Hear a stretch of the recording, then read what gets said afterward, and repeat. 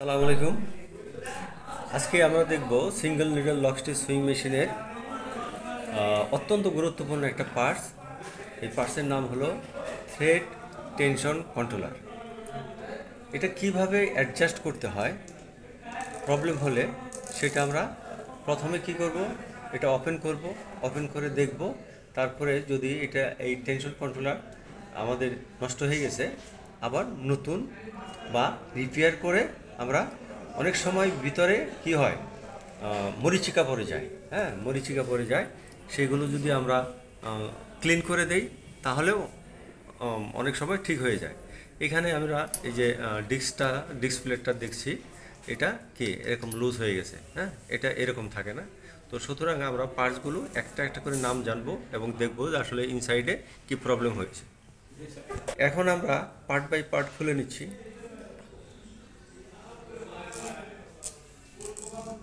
ওকে, এটা হলো স্ক্রু। এই স্ক্রু দিয়ে আমরা আটকাই। এইটা আমরা কি স্প্রিং। এই স্প্রিংটা যখন এই স্ক্রু দিয়ে চাপ দেওয়া হয় তখন এটি সংকুচিত হয়, তখন এই ডিস্কে প্রেশার বাড়ে এবং থ্রেডটা টাইট হয়। ওকে, তো আমরা এটা হলো একটা প্লেট। ওকে, তারপরে আমরা দেখতে পাচ্ছি আরেকটা প্লেট, এটা সাপোর্টিং একটা প্লেট দেওয়া হয়েছে। এটা হলো ডিস্ক, দুইটা ডিস্ক। হ্যাঁ, এখানে দুইটা ডিস্ক, একটা ডিস্ক। এই ডিস্ক দুইটা সাধারণত এই মাঝখানে আমরা দেখতে পাচ্ছি যে মরিচিকা পড়ে গেছে। হ্যাঁ, আমরা ক্লিন করব তারপরে। আর এটা হলো নাট। হ্যাঁ, নাট। আমরা এই নাটটা এখন এটা খুলে নেব, আমরা দেখতে খুলবো।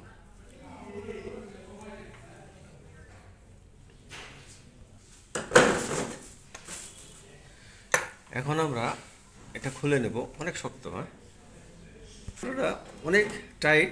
সো আমরা অনেক কষ্টে এটা বের করে নিয়েছি। দেখা যাচ্ছে যে এখানে অনেক মরিচিকা পড়ে গেছে। এখানে ভিতরে একটা স্ট্রিক রয়েছে। হ্যাঁ, স্ট্রিক রয়েছে এবং এটা একটা স্প্রিং, ভিতরে আরেকটা স্প্রিং যেটা এখানে চাপ সৃষ্টি করে। হ্যাঁ, সহজে। আচ্ছা, এবার আমরা দেখব ভিতরে ইনসাইডে। হ্যাঁ, ইনসাইডে আমরা দেখতে পাচ্ছি যে অনেক মরিচিকা পড়ে গেছে। এটা আমরা আগে প্রথমে ক্লিন করে নেব। তার আগে আমরা পার্টসের নামগুলো জেনে নিচ্ছি। এটা হলো screw, thread tension controller screw. এটা হলো স্প্রিং। হ্যাঁ, এই দুইটা হলো ডিস্ক। এটাও হলো স্প্রিং, এটা ইনসাইডে থাকে। আর এটা সাপোর্টিং ডিস্ক বা প্লেট। এই স্টিকটা এটার এই হোলটার ভিতরে থাকে। এটা এইভাবে থাকে, তারপরে এই স্প্রিংটা থাকে। তো এখন এটা হলো থ্রেড প্রিটেক স্প্রিং। হ্যাঁ, ভিতরে একটা স্প্রিং আছে, এটাকে থ্রেড প্রিটেক স্প্রিং বলা হয়। ওকে, আমরা দেখব যে এটা ক্লিন করে যদি আমাদের কাজ হয়ে যায় তাহলে আমরা নতুনটা আমরা সেট করব না। এখানে আমাদের একটা ইনটেক রয়েছে। হ্যাঁ, ইনটেক। যদি এটা আমাদের কাজ না করে তাহলে আমরা নতুনটা এখানে সেট করব। ওকে,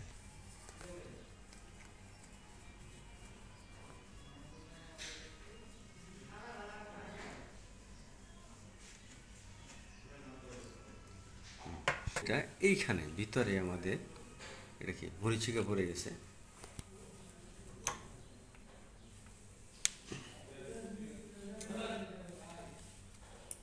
মেশিন অয়েল দিয়ে নিচ্ছি। হ্যাঁ, মেশিনের তেল দিয়ে এটা একটু পিচ্ছিল করে আমরা পরিষ্কার করতেছি। তাহলে ইনসার্ট করে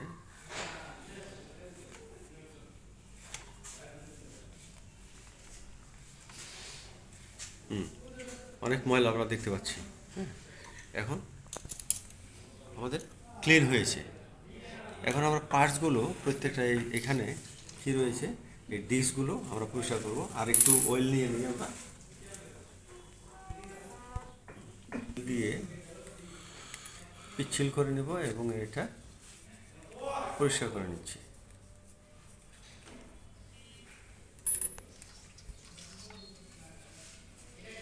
প্রত্যেকটা পার্টস আমরা এরকম পরিষ্কার করে নেব।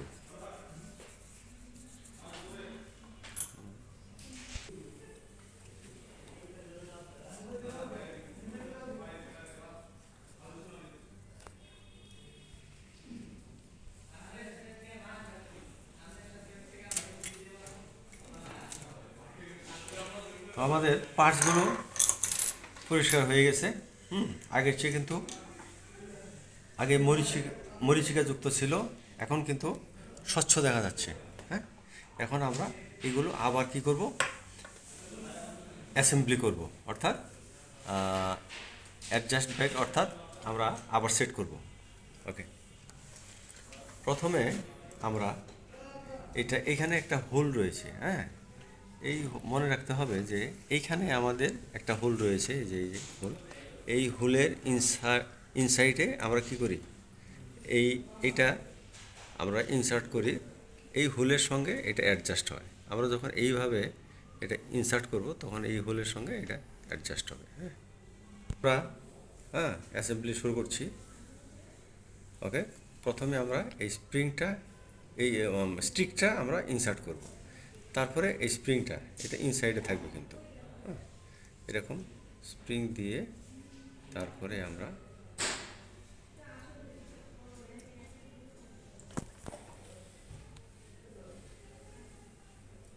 এটার পজিশন এরকম থাকবে। তারপরে এটা আমরা ইনসার্ট করব।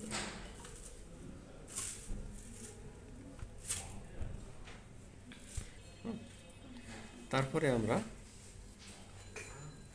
এখানে রয়েছে, আমরা এইগুলো যেহেতু তেল দিয়ে পরিষ্কার করেছি, আমরা একটু ক্লিন করে নিই। ওকে, তারপরে আমরা দ্বিতীয় ডিশটা, তারপরে আমরা এটা হলো অ্যাডজাস্টার ডিশ, তারপরে আমরা আরেকটা অ্যাডজাস্টার ডিশ এখানে দিয়ে নিলাম।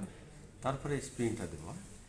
এই স্প্রিংটাও ঠিক এই যে এই স্টিকটা দেখতে হবে যে এই সেন্টার দিয়ে যেন যায়। তারপরে আমরা এই স্ক্রুটা, এইটা এইখানে ছিল না, স্প্রিংটা এইভাবে যাবে না। আচ্ছা, ওকে, এখন এই স্প্রিংটা আমরা সেট করে নিচ্ছি। তারপরে এই প্লেট বা ডিস্কটা আমরা ঠিক এই বরাবর সেট করে নিয়ে এই স্ক্রুটা আমরা অ্যাডজাস্ট করে নেব। ওকে, আমরা দেখতে পাচ্ছি যে ডান দিকে যত আমরা এটা কি ঘোরাচ্ছি, এই স্প্রিংটা সংকুচিত হচ্ছে, রাইট? স্প্রিং সংকুচিত হচ্ছে, তখন এই থ্রেড কি এইখানে চাপ পড়বে, থ্রেডের উপরে চাপ পড়বে। আমরা থ্রেডটা এইভাবে যখন আমরা থ্রেডটা নিয়ে আসবো, যেমন এইখানে এইভাবে এই সেন্টার দিয়ে, এই দুটা ডিস্কের সেন্টার দিয়ে এই থ্রেড থাকবে, তারপর এই স্প্রিং দিয়ে এই থ্রেড গাইড এর নিচে দিয়ে এটা আসবে। আর যত আমরা টাইট দিব এটার চাপটা বেশি বাড়বে। হ্যাঁ, চাপটা বেশি বাড়বে। আর এটা যত লুজ করব তত চাপটা কমবে। আমরা থ্রেড টেনশন কন্ট্রোলারটা কি অ্যাডজাস্ট করেছি, অর্থাৎ সেট করেছি। এখন আমরা এই স্ক্রুটা টাইট দিয়ে দেব। ওকে, তাহলে থ্রেড টেনশন কন্ট্রোলার অ্যাডজাস্টেড হয়ে গেল। ক্লিয়ার? এখন আমরা সুইং করে দেখব যে এটা আসলে ঠিক রয়েছে কিনা। এখন আমরা এটা অ্যাডজাস্ট করেছি, থ্রেড টেনশন কন্ট্রোলার অ্যাডজাস্ট করেছি, কি প্রবলেম হয়েছিল সেই প্রবলেমগুলো সলভ করেছি। এখন আমরা সেলাই করে দেখব যে এটা পারফেক্ট হয়েছে কিনা। ওকে, আচ্ছা, এখন আমরা সুইং করে দেখতেছি। আমরা ব্যাক স্টিচ দিই।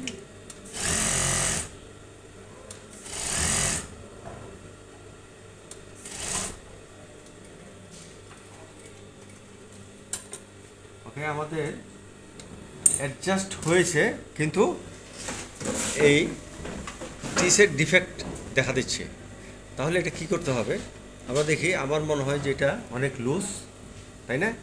তাহলে আমরা একটু এটা কি করতেছি, টাইট দিয়ে নিচ্ছি, যেহেতু এটা নিচের। হ্যাঁ, নিচের, অথবা ববিন কেসেও প্রবলেম হতে পারে। আমরা আগে এটা আরেকটু অ্যাডজাস্ট করে দেখি, যদি হয় তাহলে তো হবে, আর না হলে আমরা ববিন কেসকেও অ্যাডজাস্ট করতে হবে। ওকে, আরেকটু টাইট দিয়ে নিচ্ছি। ওকে, তারপরে আবার আমরা সুইং করে দেখব।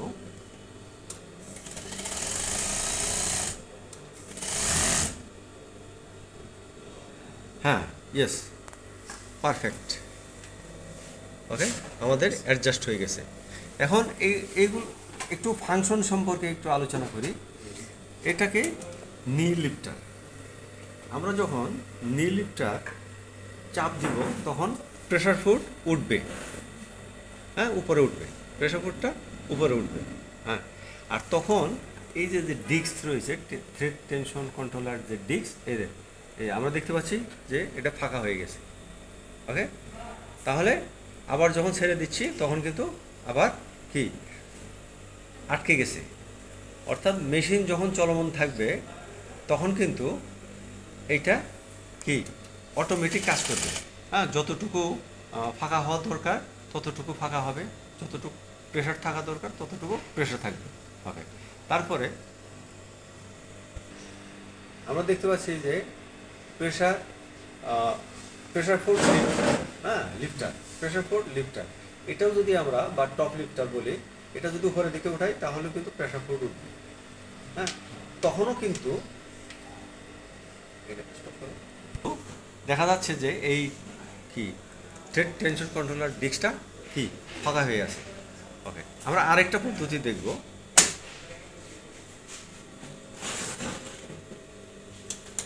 আমরা যদি এরকম টান দিই, কি থ্রেড কি আসতেছে অনেক টাইট, অনেক টাইট।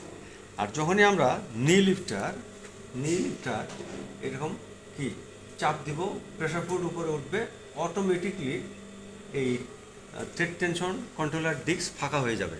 আর তখন ইজিলি কি আমরা থ্রেড আনতে পারবো। ঠিক একই রকম আমরা যখন এই পিছনের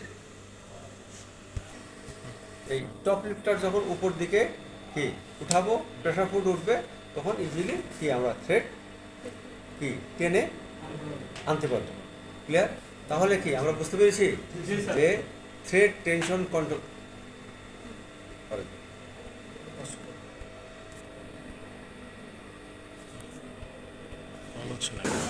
তাহলে আমরা দেখতে পেলাম যে থ্রেড টেনশন কন্ট্রোলার, হ্যাঁ, তা অ্যাসেম্বলি কীভাবে করতে হয়, বিভিন্ন থ্রেড টেনশন কন্ট্রোলারের পার্টসের নাম জানলাম, তাই না? আমরা খুলে দেখলাম, অতি সহজ, তাই না? তারপরে কিছু মরিচিকা পড়ে গিয়েছিল, সেটা আমরা মেশিন ওয়েল দিয়ে অত্যন্ত সুন্দর করে পরিষ্কার করলাম।